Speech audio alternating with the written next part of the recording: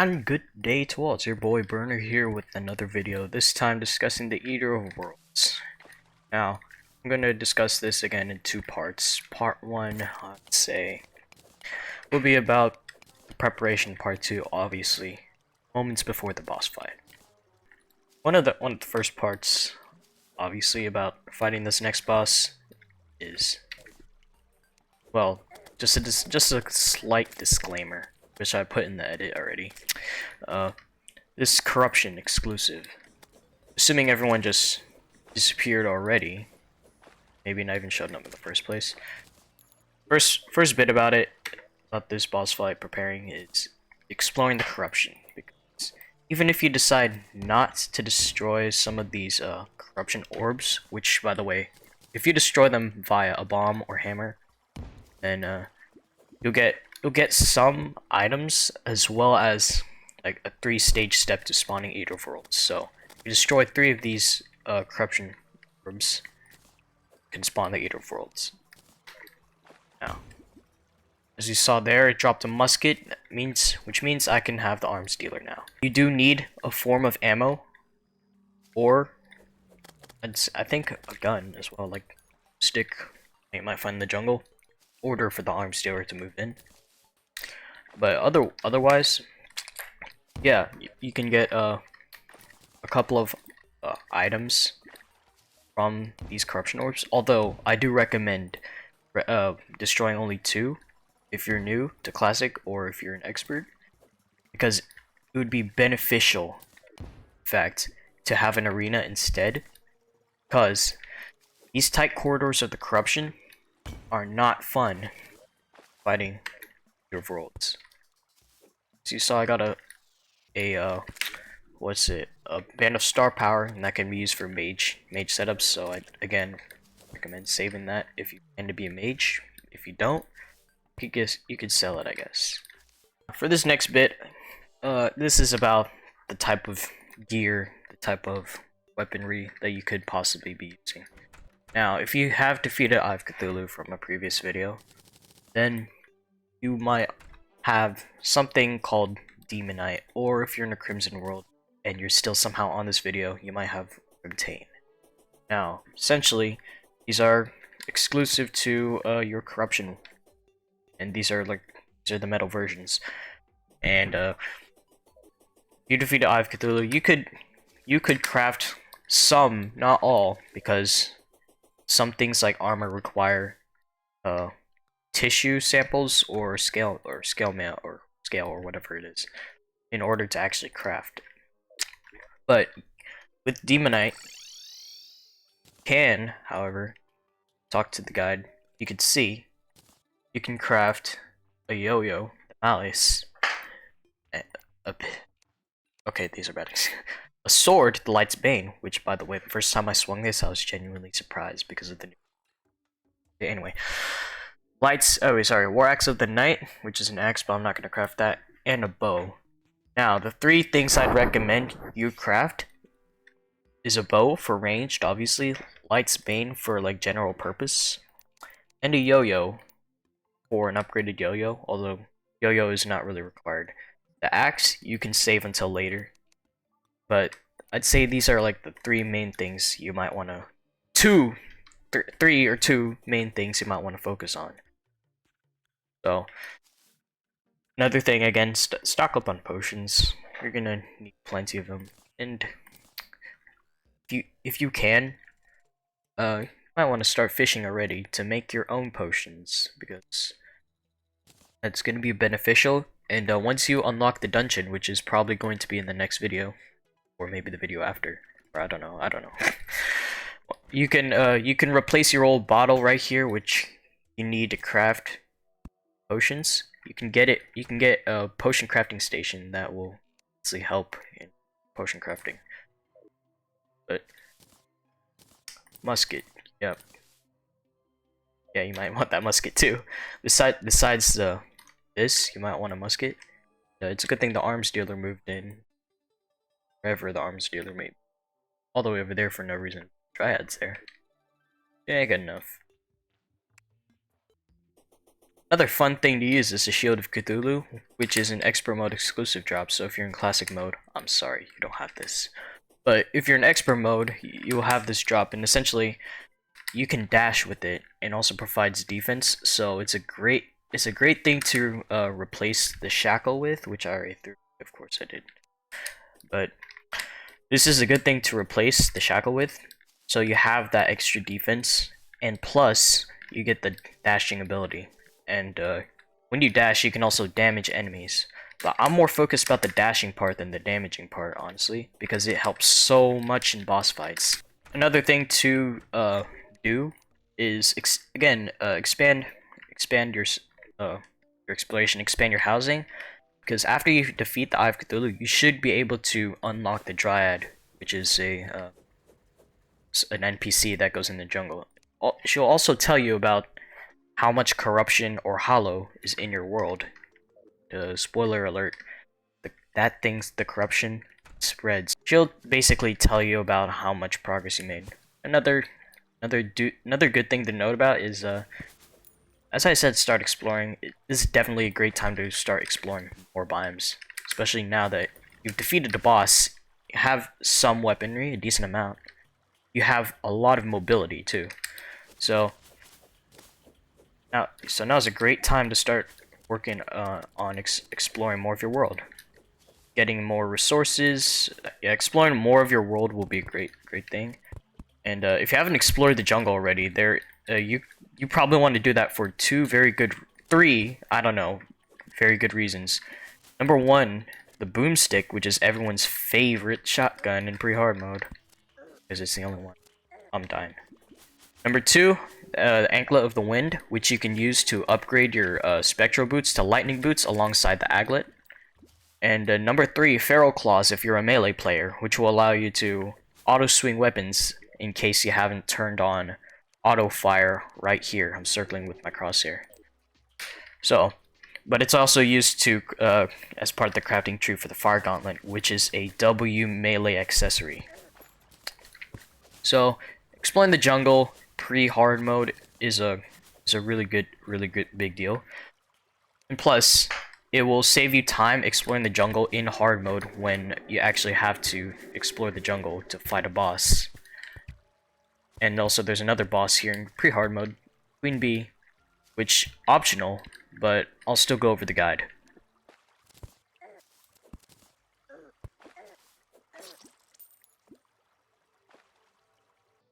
I don't want to know if I put that in the edit or not. I think I did. But brings me to my next piece of advice, which I should have said before, but for some reason didn't. Get a piggy bank. Something safe to store all your gold. Don't be like me. Don't be like a clown.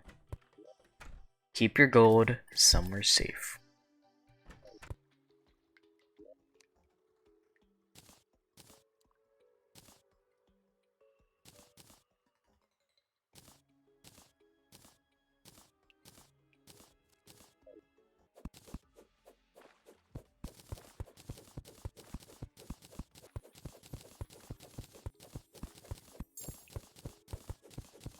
Come on, man. Please be water walking boots. Please be water walking boots. Please be water walking boots. Please be water walking boots. Come on, man. It's not that hard.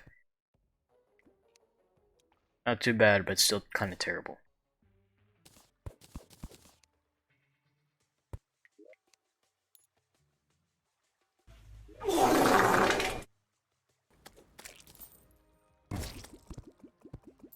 A couple of noteworthy things to craft in the jungle are actually only one thing I'm aware of. Blade of Grass. If you want to progress to the Knight's Edge and then eventually to the Terrorblade, or you could alternatively craft the Amazon if you're not really that much into melee, you're going more different setup, but you still want like a yo-yo, then I'd suggest the Amazon. However, I'm pretty sure the Malace would outperform it any day, but I'm gonna have to put up the stats for that in order to see. Amazon is actually better than a Malace, but the Malace should be easier to craft. So, might as well craft it. replace this goofy wooden yo-yo. And of course the blood moon's rising.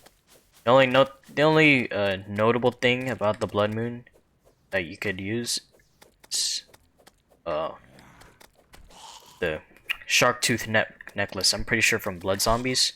But other than that, I wouldn't say there really is anything notable to craft from the jungle. So, I mean from the blood moon, my bad. From the blood moon, so yeah. However, you can use the blood moon if you're daring enough to craft some other thing. You could either wait for a goblin army, which will be helpful to get the tinkerer. You could either wait for that, or you could find RIP painter. You could find tattered cloths that are dropped from goblin scouts, and you can get 10 of those cloths, or 9, was it, to craft a goblin battle stand or whatever it's called. Summon the goblin army yourself. Either way, I would recommend the goblin army simply to get the tinker, because not only can that tinker steal your money just to reforge your items, he also sells the rocket boots and the tinkerer's workshop, which is helpful for merging accessories together. The goblin army is pretty helpful, or at least if you defeat the goblin army, it will be quite helpful. I'm not going to go into the tutorial for that. However, I will show parts of the goblin army if I ever end up getting one naturally.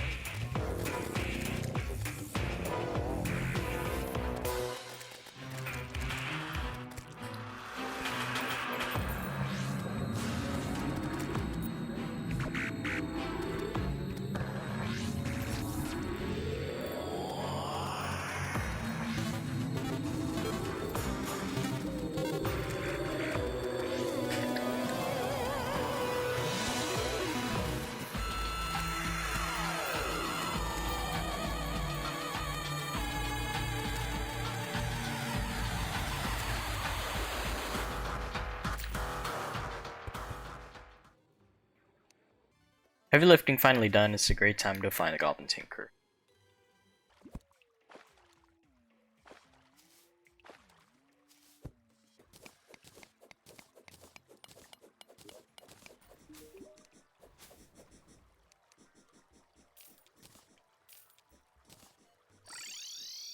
Now that I found the goblin tinker, I'm just gonna leave him where he was. But anyway, we got the most important part of it, of our goblin tinker, the rocket boots, which I can use now for specter boots, and got tinker's workshop, which I can now put together for accessories. Now, unfortunately, I didn't find Anklet of the Wind, but this is already a 1-hour video worth 10 minutes of content, so might as well end it here. But before I go, mind I mentioned that we definitely might want these rocket boots, not just for the future boss fight, but for all the boss fights after this, especially Skeletron, because movement is key. But anyway, I guess this is it for part 1. Stay tuned for part 2. So we bring this video into part 2, where I discuss the actual boss fight, which you've been waiting for about 15 minutes. So I'm gonna put in like the link to just skip over it, so matter. Anyway, we get to a bit of grinding here. So might notice from this, I've kind of killed a lot of Eater Worlds, and also I've lit up the corruption, but that's not important. Important part is yeah, grinding, kind of making the area safe for when you actually want to build your arena, or at the very least killing a lot of Eater of Souls, because you can get an Eater of Souls banner right here, the 350th one, which was torture, by the way. I also got a lot of these rotten chunks, which I can use to craft a worm food here, which requires, pretty sure, 20 rotten chunks uh, and a 30 powder or whatever. Powder. So I started building the arena already. I have a little platform. I decided to build it on the surface, obviously, because I don't want to break these stone. You can't actually break these until you reach a hellstone pickaxe. And or you can use bombs, but I'm not going to use those. But yeah, I just decided to build this arena on the surface. And a few tips for arena building: try to keep it in a flat area.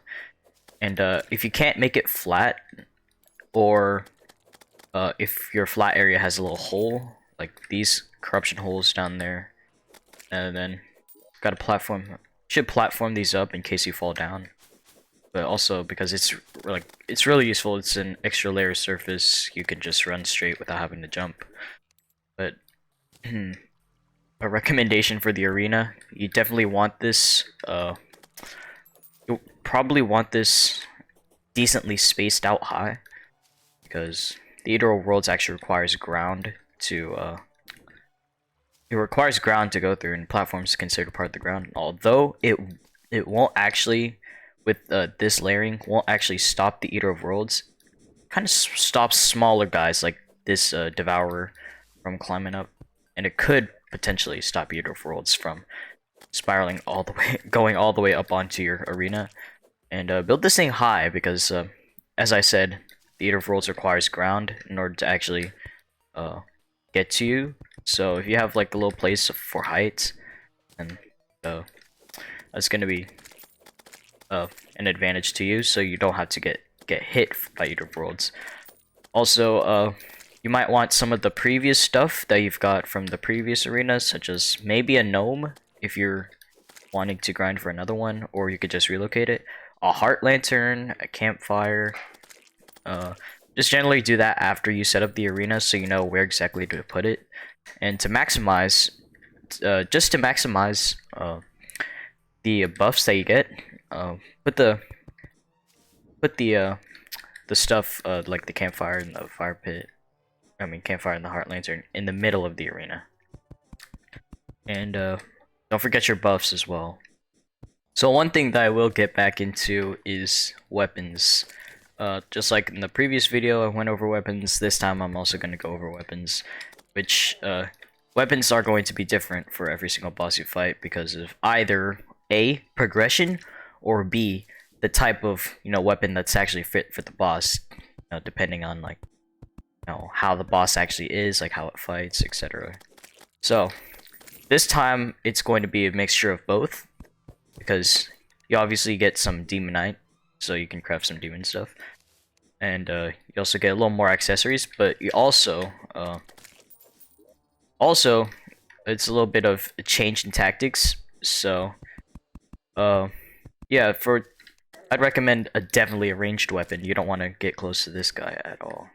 Okay, Eater of Worlds is a cluster. It's actually a cluster, so it's going to be dealing chain damage.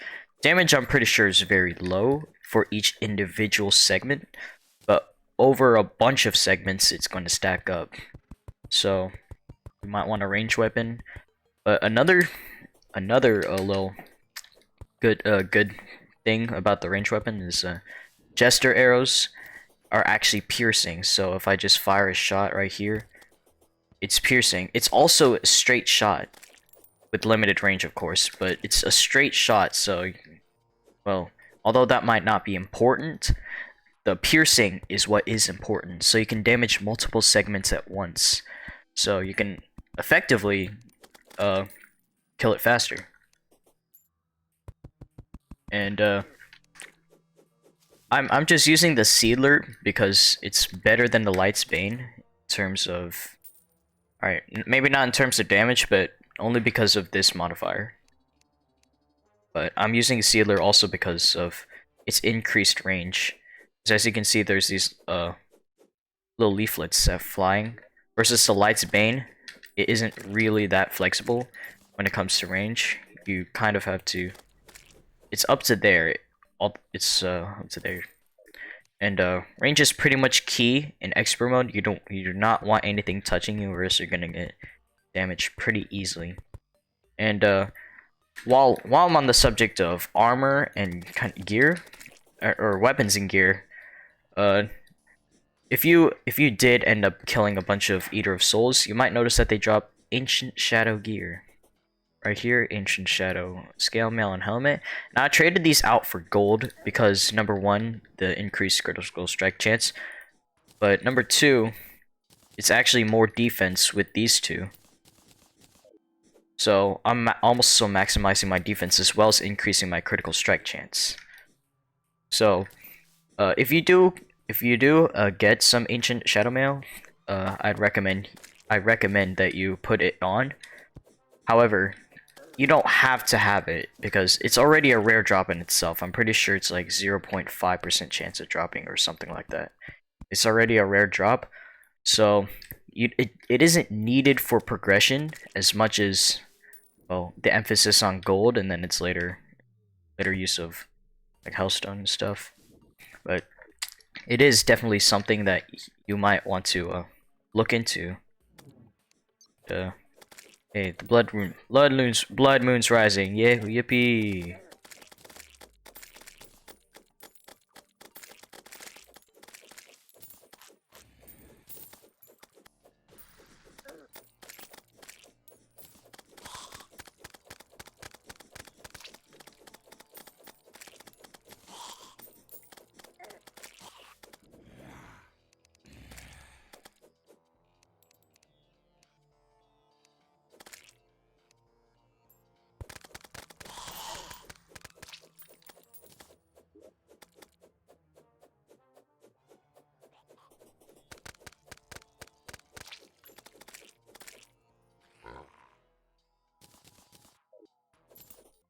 You can apparently craft things from the chest, so I have no chains in my inventory.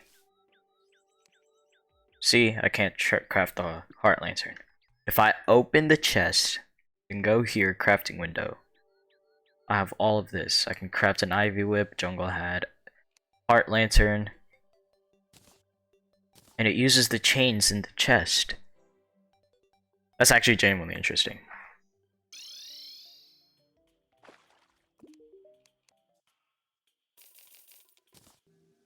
A couple good final preparations are some sunflowers for movement speed, and yes, sunflowers. They grant you the happy buff.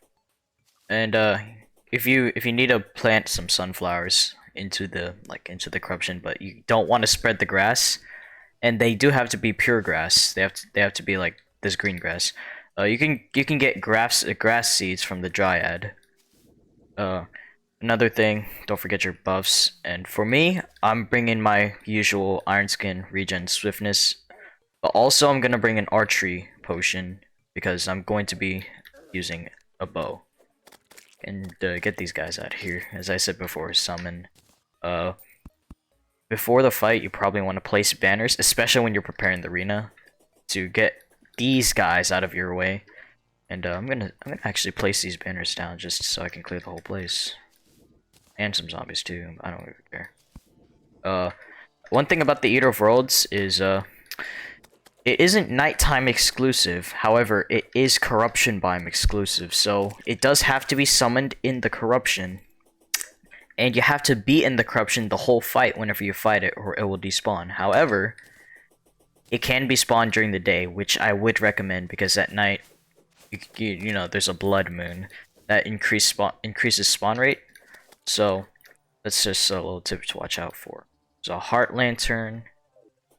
I should have almost everything done, just about everything. I'm gonna deposit my coins. As I said, you can never be too prepared to weaponize. If you're getting ranged weapons, then you could use like a jester arrow for the piercing, or if you're feeling really weird, or if you just really like guns. Me, you could use like a musket, although I'm not gonna use this, and you can get ammo from the arms dealer, which Nurse and Arms Dealer, by the way, they're kind of like in like the same biome in order to make the arms dealer happy, because the arms dealer likes the never mind. Arms dealer likes the nurse. Anyway, yeah, I'm gonna do the same drill I did with the other boss fight video. So I'm going to summon the boss, and if I die, I'll just cut that part out. And even though I beat the eye first try, but a little warning for expert mode players: the Eater of Worlds spits out some spits out like spit from its eyes, and a little extra bit before the actual boss fight. You don't have to defeat the whole boss to get all of its drops, or I mean, you do have to beat the whole boss to get every single drop. But if you're only after the most important part, like Demonite and Shadow Scales, like especially if you're in classic mode, if you're after only those, then you can just defeat the segments of the boss, so you don't have to worry about beating the boss itself.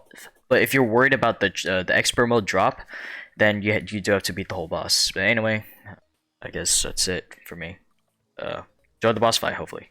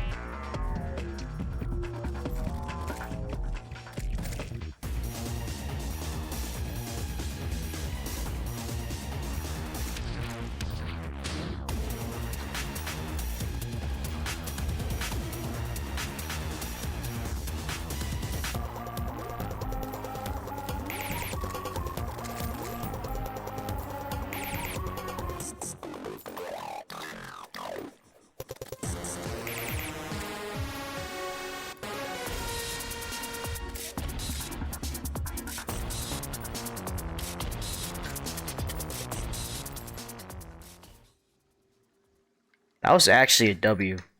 That was pretty short, honestly. Shorter than the Eye of Cthulhu fight, but I'd say only because of preparation. Because in expert mode, preparation is definitely key. Definitely want to do that. So, I guess that's it. I got a dismal amount of shadow skills. There's probably some more in down the holes. But with that, you can craft some more stuff like a nightmare pickaxe to actually mine hellstone if you're going down that path.